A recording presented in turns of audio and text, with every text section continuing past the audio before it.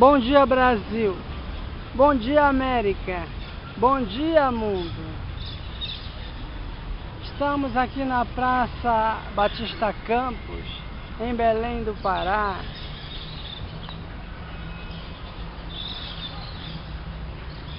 Norte do Brasil. E vamos complementar a matéria obsessão, que faltou apenas um pouco, e se possível desenvolver algumas dissertações espíritas importantes para quem se interessa pelo assunto, que, repetimos, é de grande utilidade nestes tempos em que nos encontramos em 2015. Então vamos lá. A segunda parte sobre obsessão, a conclusão já. Em resumo, o perigo não está no espiritismo em si mesmo, visto que ele, ao contrário, serve-nos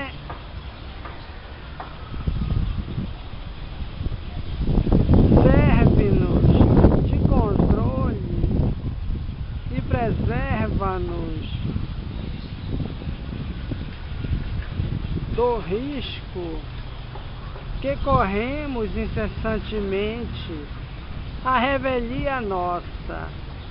O perigo está na orgulhosa propensão de certos médiuns que, com muita leviandade, se julgam instrumentos exclusivos dos espíritos superiores, bem como nessa espécie de fascinação que não lhes permite compreender as tolices de que são intérpretes.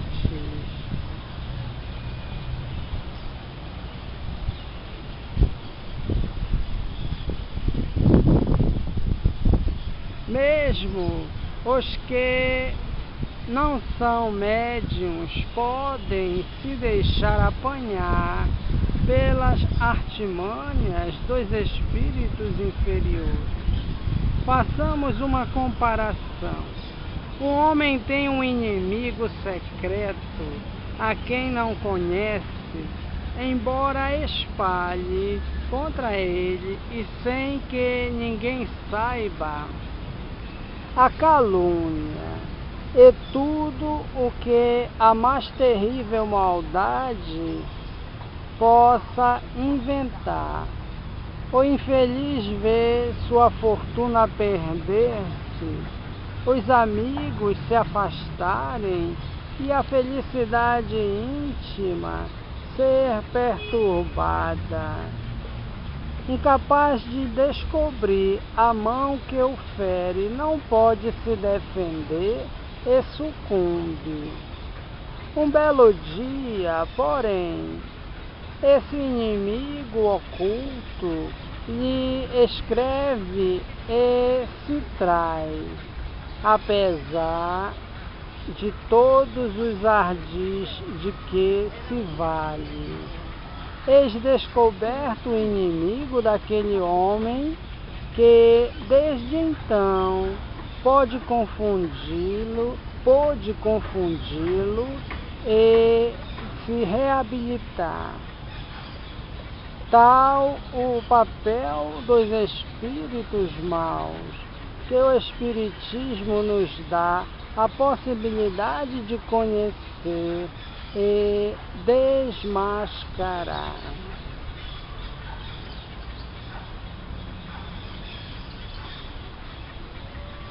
Aqui se encerra a matéria sobre desobsessão, obsessão e desobsessão. Capítulo 23 de O Livro dos Médiuns. Foi um pequeno texto que faltou devido à máquina que não me possibilitou concluir. Vamos passar adiante, aproveitar este cenário belíssimo e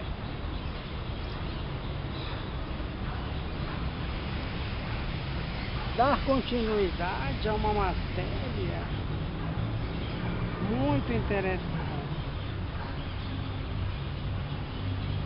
O mais difícil, e creio que o mais desagradável em espiritismo, é este que acabamos de ver, né? A obsessão.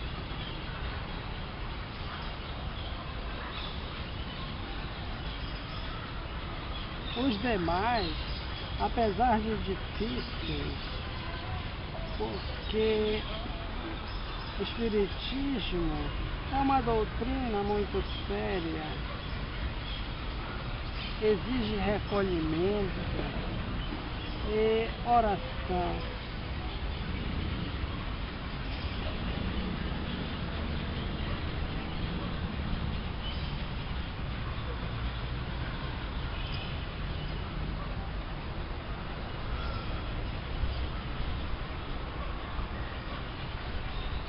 Aqui são dissertações de diversos espíritos sobre diversos temas,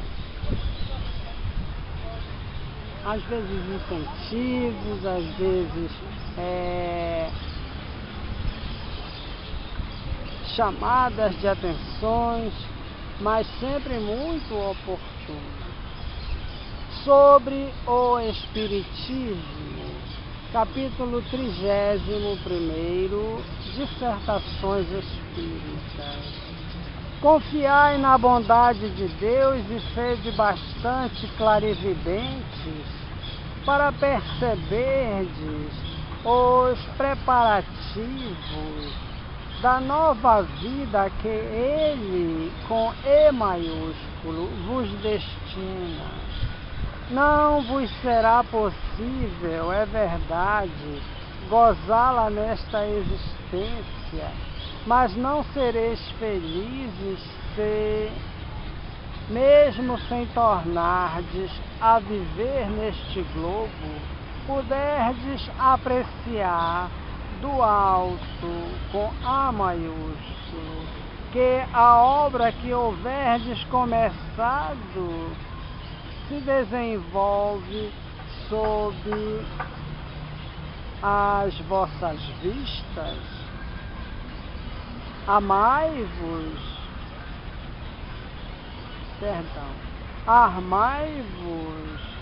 de firme e inabalável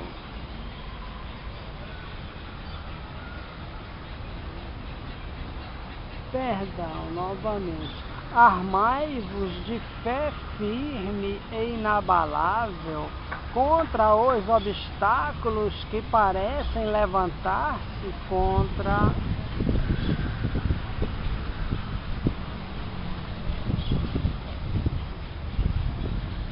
o edifício cujos fundamentos lançastes. São sólidas as bases em que ele se assenta. O Cristo, com C maiúsculo, colocou a primeira pedra. Coragem, pois, arquitetos do Divino Mestre, trabalhai, construí, Deus vos coroará a obra. Mas lembrai-vos bem de que o Cristo renega, como seu discípulo, todo aquele que só nos lábios tem a caridade. Não basta crer, é preciso, sobretudo, dar exemplo de bondade, de tolerância e de desinteresse, sem o que a vossa fé será estéril. Santo Agostinho. Segundo, o próprio Cristo preside aos trabalhos de toda sorte que se acham em via de execução, para vos abrirem a era de renovação e de aperfeiçoamento que os vossos guias espirituais vos predizem.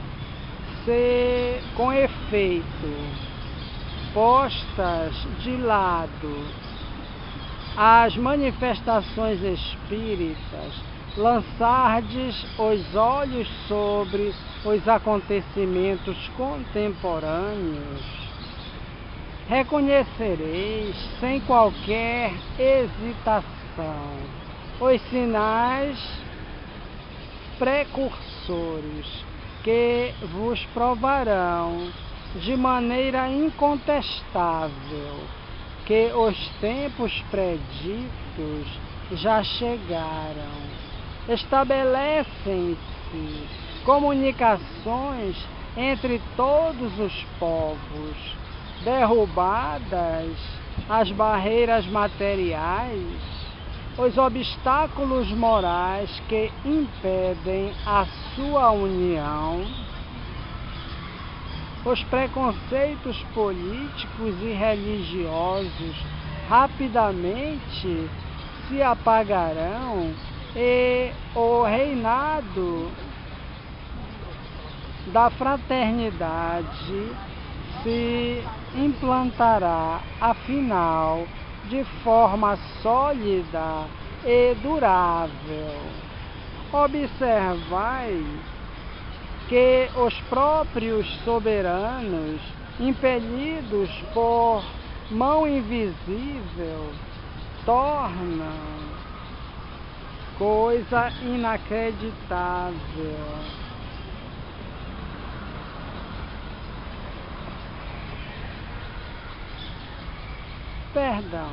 Observai que os próprios soberanos, impelidos por mão invisível, tomam coisa inacreditável a iniciativa das reformas. E as reformas, quando partem de cima e espontaneamente, são muito mais rápidas e duráveis do que as que partem de baixo e são arrancadas pela força. Eu já pressentia a época atual, a despeito dos prejuízos de infância e de educação. Sou feliz por isso e mais feliz ainda por vos dizer: irmãos, coragem, trabalhai por vós e pelo futuro dos vossos, trabalhai sobretudo por vos melhorardes pessoalmente, a fim de que possais gozar na vossa próxima existência de uma felicidade tão difícil. de imaginardes agora quanto difícil é para mim vou-la fazer compreender. Chateaubriand. Capítulo 3. Penso que o Espiritismo é um estudo todo filosófico.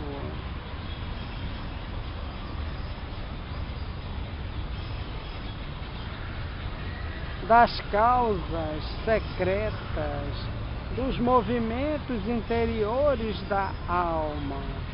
Até agora, nada ou pouco definidos. Ele explica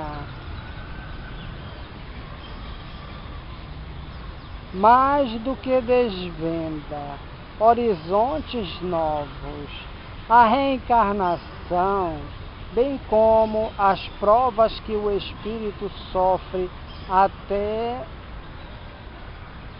antes de atingir a meta suprema. Não são revelações, mas uma confirmação importante. Tocam-me vivamente as verdades que são postas em foco por esse meio. Digo meio intencionalmente porque, em minha opinião, o Espiritismo é uma alavanca que afasta as barreiras da cegueira. A preocupação com as questões morais ainda está por nascer. Discute-se a política, que agita os interesses gerais. Discutem-se os interesses particulares. O ataque e a defesa das personalidades apaixonam os espíritos. Os sistemas têm seus partidários e seus detratores. Entretanto, as verdades morais, as que são o pão da alma, o pão da vida, ficam abandonadas sob o pó acumulado pelos séculos. Aos olhos da multidão, todos os aperfeiçoamentos são úteis, exceto o da alma. Sua educação, sua elevação não passam de quimeras boas, quando muito, para ocupar os lazeres dos padres, dos poetas, das mulheres, seja como moda, seja como ensino, ressuscitando o espiritualismo. O espiritismo restituirá à sociedade o impulso que a uns dará a dignidade interior, a outros a resignação, a todos a necessidade de se elevarem para o Ser Supremo, olvidado e desconhecido pelas suas ingratas criaturas. Jean-Jacques Rousseau. Quarto, se Deus envia os espíritos para instruir os homens, é para que eles se esclareçam sobre os seus deveres, é para lhes mostrar o caminho por onde poderão abreviar suas provas e, por conseguinte, apressar o seu progresso. Ora, Do mesmo modo que o fruto amadurece, também o homem chega à perfeição. Mas, ao lado dos espíritos bons que querem o vosso bem, há igualmente espíritos imperfeitos que desejam o vosso mal, enquanto uns vos impelem para a frente, outros vos puxam para trás. Por isso, deveis aplicar toda a vossa atenção em saber distingui-los. O meio é fácil, basta compreenderdes que de um espírito bom não pode vir coisa alguma que possa prejudicar a alguém, e que tudo o que seja mal só pode provir de um espírito mau. Se não escutardes os sábios conselhos dos que vos querem bem, se vos ofenderdes com as verdades que eles vos digam, é evidente que são espíritos maus os que vos inspiram. Só o orgulho pode impedir que vos vejais tais como sois. Mas, se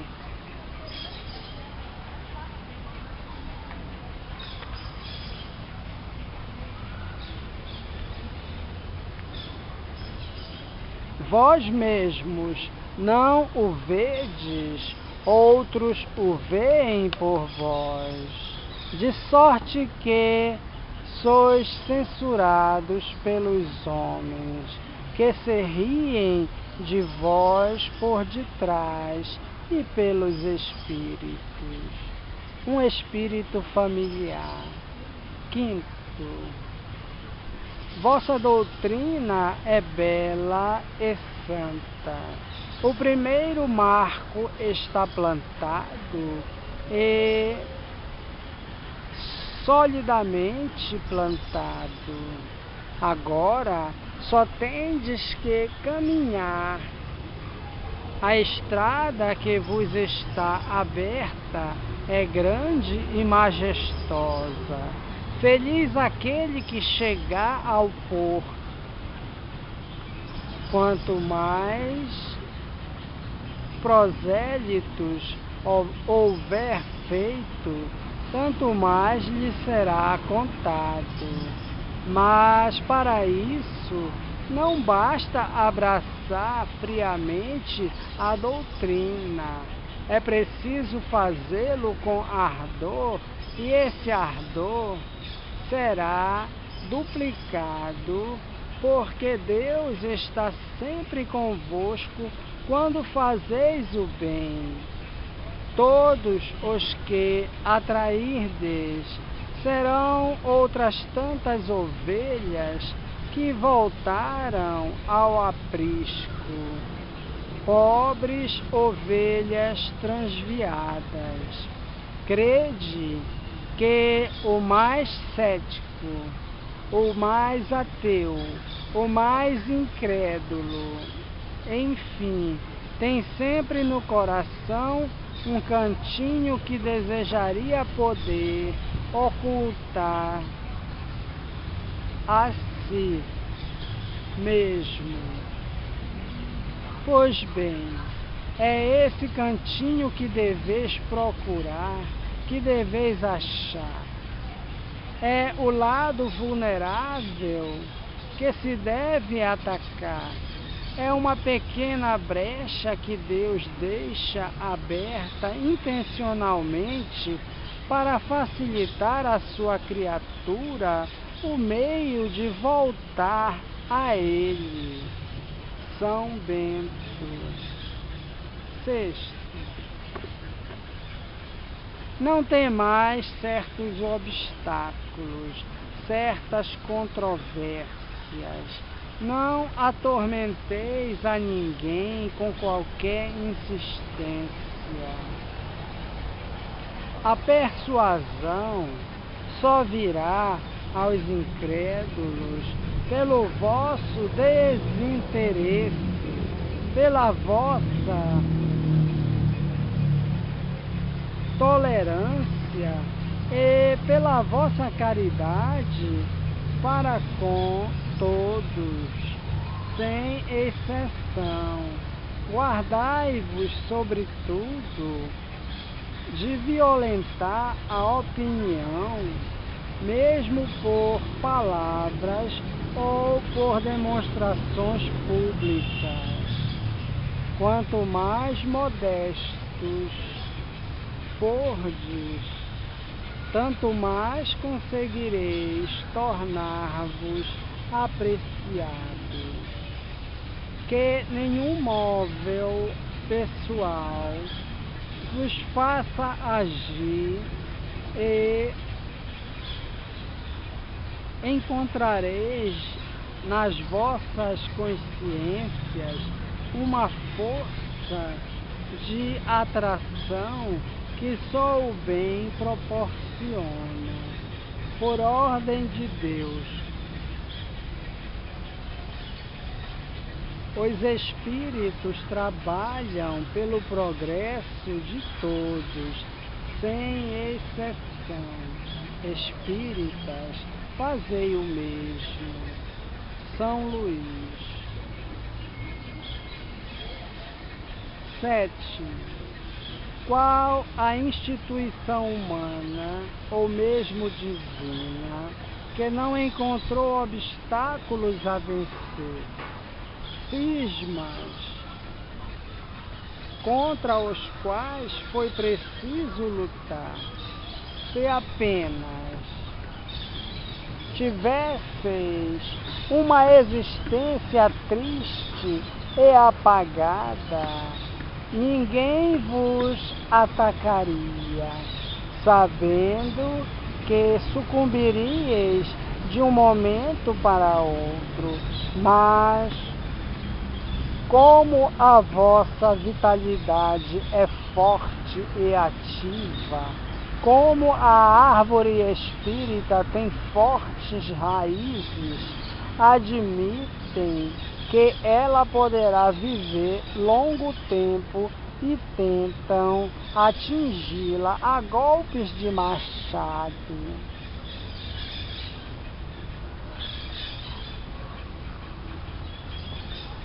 Que conseguirão esses invejosos? Quando muito, deceparão alguns galhos que renascerão com seiva nova e serão mais robustos do que nunca. Xang